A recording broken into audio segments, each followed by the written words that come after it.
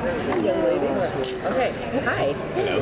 In episode 3, with the whole aging and people dying, The Fountain of Youth. there was a, it felt like it was getting kind of heavy between your character and Abe.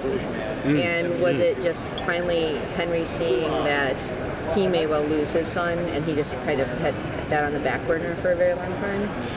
Yeah, I think we've touched upon this even in the pilot. You know, this idea that whenever somebody gets too close to Henry, or whenever possibly his secret is going to be revealed again, he runs away. And Abe says in the pilot, you know, I can't keep running like this. You know, I'm not like you. I can't live forever.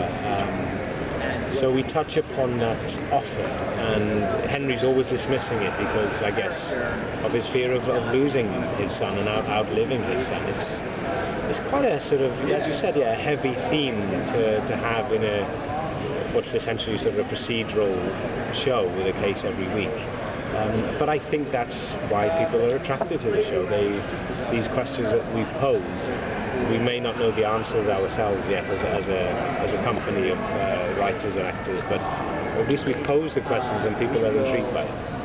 I feel like Abe is more of a father to Henry now than vice versa. Yeah. Can you parse that out or talk more to that?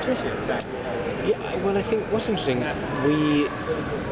when we look at the scenes, when we start rehearsing the scenes, Judd and I can see how that dynamic changes even within the scene. You know, I'll come in and I'll be shouting and I'll be admonishing him as if a father were to a child. And then more often than not, towards the end of the scene, he's imparted some earthly wisdom and put me back in my place, and the roles have reversed. And that dynamic is just wonderful. It's sort of unique, isn't it? We've not really seen that before.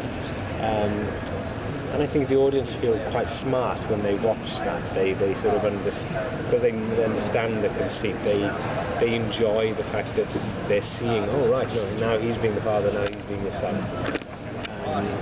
Do you think there's a possibility that there'll be a new romance? I know that you and Alana, his character, not going to be a couple, but what about a romance for Henry? Did Alana tell you that we weren't going to be a couple? I think it was. Wow, okay. Well,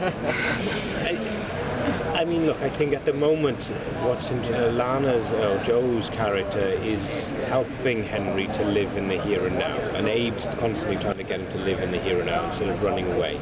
And in the next few episodes that we're shooting right now, you'll see why Henry finds it so hard to remain in one place, because his secret is often revealed. And he said in the pilot, you know, he's been hanged for heresy. He's been sort of burned to the stake as a witch, you know, so that we're going to allude to some of those moments in Henry's past. As far as a romantic relationship, I don't know. Maybe Alana knows more than I do. With 200 years of history, is there anywhere you'd like to... The last question, then the panel has to start. Okay. Is there anywhere you'd like to flash back to? Any point in history that you think would be really cool to go back to? Or a character? Well, I'm a product of the 80s, so I'd love to go back to the 80s and see Henry with maybe sort of a mullet or a bun. big, loud, colourful clothes. And maybe the 60s, I'd like to see him in bell-bottoms and, you know, maybe have long hair and some beads and sort of a peacemaker. Flower child. Yeah. I'm so sorry, guys. Okay. Thanks. We have to go to the panel.